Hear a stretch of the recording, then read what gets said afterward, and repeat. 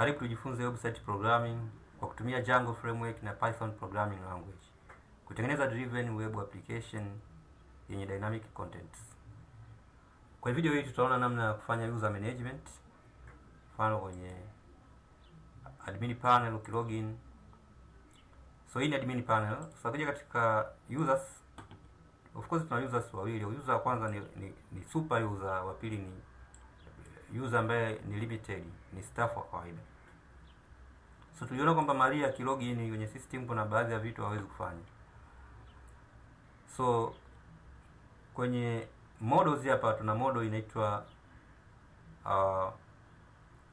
students. Nikiklik utaona students hapo kwenye system. Nikibonyeza hii pagination utaona anaendelea kuwepo, na hapa naweza nikadjust kuedit. Nikija kwenye users, hapa ni users wa kuingia katika admin panel. So suppose ninakuja ku add user. Huyu user ataitwa Kim. Of course inaandika kwa small letter Kim. Password ni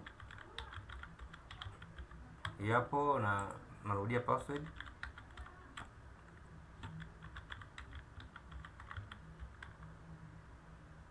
Okay, so baadaye ya save. Nakuja kwenye personal information, first name ni hiyo Kim, last name suppose naandika tu hiyo Kim, na email address hiyo ndo email address, labda kim@gmail.com.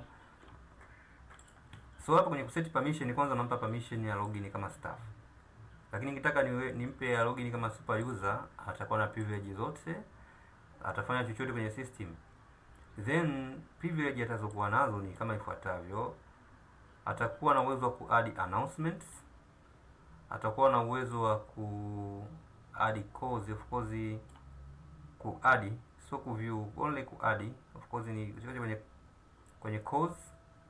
Atakuwa na uwezo wa ku-add calls, na select na click na peleka huko. Atakuwa na uwezo wa ku-add department, atakuwa na uwezo wa ku-add for example programs, atakuwa na uwezo wa ku-add students, tafuta ile ku-add students. Kwa hiyo permissions zake ni ku-add tu, hana uwezo wa ku-view. By then na click save. So user ameshakuwa created tayari. So now ni kwenye position ya ku log out na ku log in again. Na login kama Kim. Ingiza password.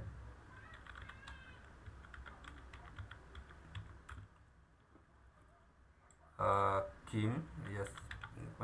So Kim. So password. Yes, na click login. Kim ame login tayari. So permissions zake tulisema ana add announcements, ana add calls, hana uwezo wa kuview. So atakuja kwenye announcements, ukiklik announcements just ku add to, na recent action kwake inakuwa ni empty, hana recent action yote. Suppose ana add for example ana add announcement, ataklik add, ataandika heading for example mkutano, yes, for example title, hiyo ni heading mkutano, labda mkutano tena today, for example nimechukulia mfano tu. Then ata-upload mkutano wenyewe, labda ndo huu PDF hiyo, kisha ata-click save. Nikija katika application nategemea ni ile yote. So current tangazo linaloonekana hapa ni almanac, na click almanac nitaiona ile file la PDF. Nikiklik supervision form, of course ni hii, nipo kwenye position ya ku download. Hapa naweza kali download kali save kwenye computer. Okay, now so nataka ni refresh page, nataka nione mkutano today, na so nikiklik na nategemea ile file ambayo imekuwa uploaded ni download hilo hapo. Okay, now ndio hilo file la PDF. So nikija kwenye view all, nitakuja kuona huku pia kwenye mkutano. So nikiklik hapa the same itaweza kulifungua. So user huyo alikuwa na uwezo wa ku-add announcements, ana uwezo wa ku-add students. So akiklik kwenye add registration number, for example ni hii hapo, full name for example hii hapo, ana upload passport size yake huyo mwanafunzi, for example passport size ni hii hapo. ana upload in application form yake, admission form ya program ambayo yupo hapo, department sore na resident for example Tabora. Okay, now ataklik save, so hana uwezo wa kuview. So recent actions alizozifanya ni hizi.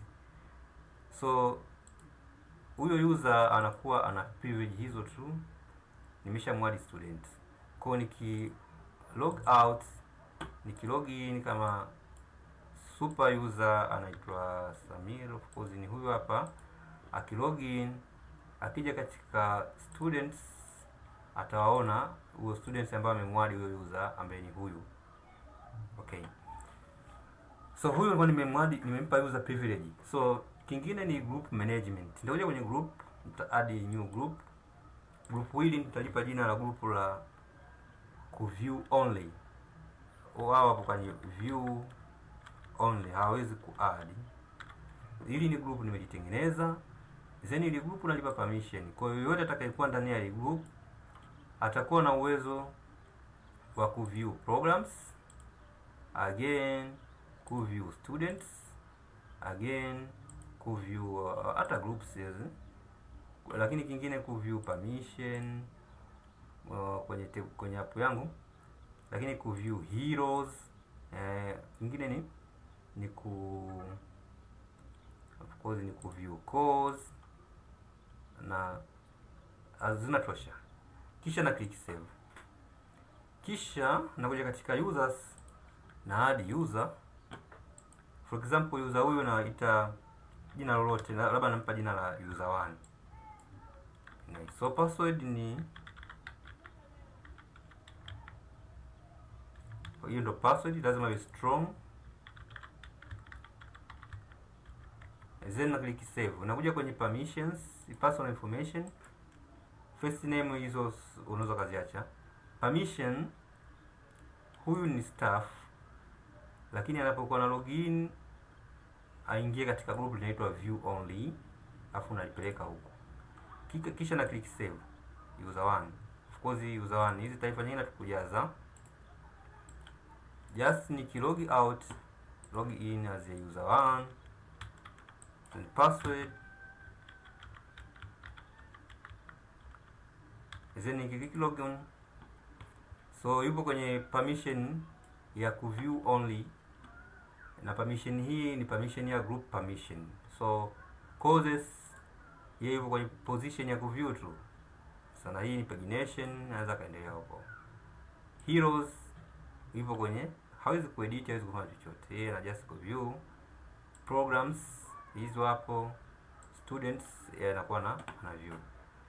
Kwa as well kama user yoyote kwenye system. So nikilog out, nikilog in kama super user,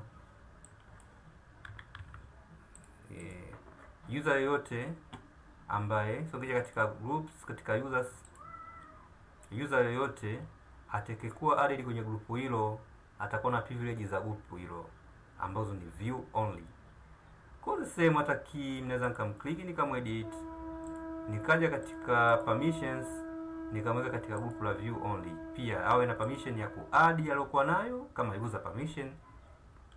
Kwa Kim atakuwa na permission mbili. Permission ya kwanza za kwake mwenyewe alizopewa, afu ameingia kwenye group la view na yeye atakuwa na permission hizo. So ngija katika log out, so Kim so na password, nikiklik log in, permissions zimeongezeka kwa Kim. Kwenye causes ana view zile zote ya permissions zimeongezeka. Yeye alikuwa na add tu only. Kwa hizi add ni za kwake peke yake, view ni za group, permissions za view ni za group. Okay, now so log out and log in as a super user. Kisha log in kama super user na full privilege. Super user is Samir, yeye anaota kila kitu anaweza kufanya hapa. So suppose tuna add one hero. So one heroes, add full name is Akiba, for example, his name. Heading hapo, title best student. Image for example hapo, program for example hapo, department ipo kwenye foreign key. I click save. amekuwa added. Nikija katika information system yangu, it's just ni announcements. Nikija kwenye home, current user amekuwa added huyo. So wale ambao huyo alikuwa hapo, so ni click view all, huyo hapa ametoka. So ni best student, best staff. Okay, now so nikija katika announcements, na uwezo wa kudownload announcements mbalimbali. Second, of course hizi ni PDF tulishaona. Okay, kija kwenye about, tulisema hii kazi unaweza kuifanya wewe mwenyewe, na hii slide show ndio ibadilike, hii image itoke kwenye database, kwenye model, na hii ibadilike, na hayo inatoka kutoka kwenye model. So hiyo ni task ambayo unaweza kuifanya. Finally, tutakuja kuona namna ya kutengeneza online application system. Tutaiadi, tutakuja kuadi na panel ambayo user kishakuwa amefanya applications zitakuwa received kwa super user, kwa students atawaona waliofanya application, kisha ata send up to date kwamba amekubaliwa au amekataliwa. Sasa ili user aweze kujua application aliyofanya hapa online amekubaliwa au amekataliwa, ni lazima log in ili uweze kupata ID yake. Kwa hiyo tutatengeneza panel ya registration panel. Of course ni kama vile inaitwa nini ile online application system. Ni kijipanel tutakiongeza hapa ambacho kitakuwa na upload vyeti nini na kila kitu. Na kwa sababu tunatumia Python, tunao uwezo wa implement machine learning ambayo itakuwa na uwezo wa kukagua passport size, dimensions zake na mambo mengine. So, kwa sababu hii ni Python, so ina uwezo wa kuangalia document iliyokuwa uploaded kama ina content ambazo zinakubalika kimaadili. Mtu anaweza ka-upload application form akaweka vitu vya ajabu ndani yake. So utakuwa utumie programming ya Python, kwa sababu hii ni machine learning, kufanya prediction mbalimbali za hizo document kama zina contents zinazokubalika. Of course inawezekana. Okay.